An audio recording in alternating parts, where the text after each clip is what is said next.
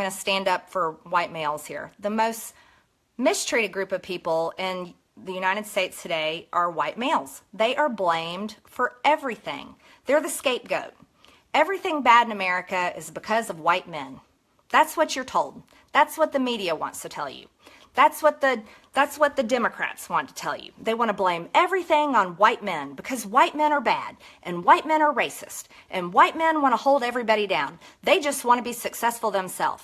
You know, it's not fair. That is not fair to my father. That is not fair to my brother. That is not fair to my husband, and that is not fair to my son.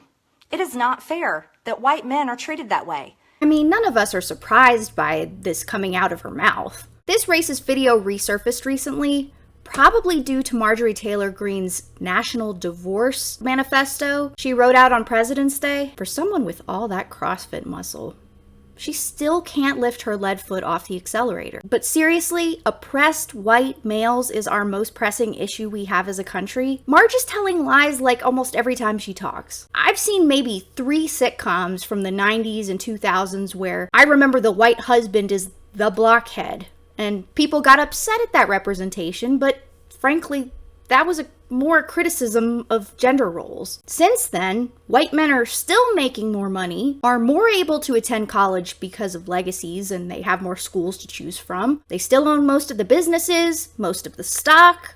They have the most healthcare security. They're most of our CEOs. They comprise the majority of government positions. I could go on. But Marjorie Taylor Greene is unwilling to admit that because that would undermine the whole feeling that America is under siege, something her predominantly white male populist voter base absolutely believes. And she refuses to recognize that the statistics are not an indicator of white people trying and working harder. Let me be more specific. Rich white people trying and working harder. I gotta tell you, anybody's unemployment has to do with bad choices and personal responsibility. And again, that does not have a skin color.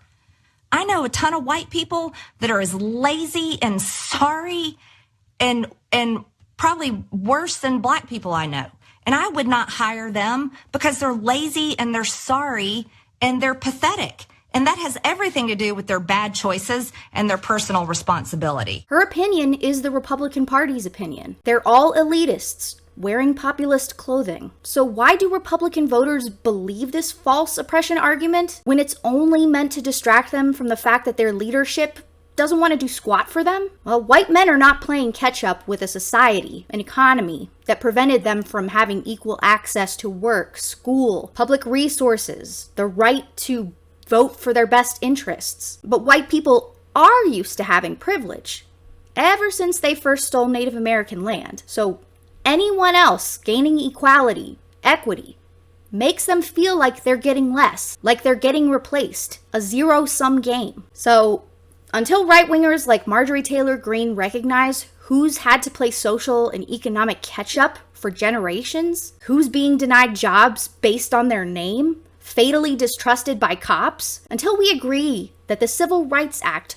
was not the end of institutional racism, we aren't taking the right steps at all to make life better for white and black Americans. Thanks for watching, guys. I'm Leah Cover. Be sure to check out more of my content on The Breakdown, and I'll see you in the next video.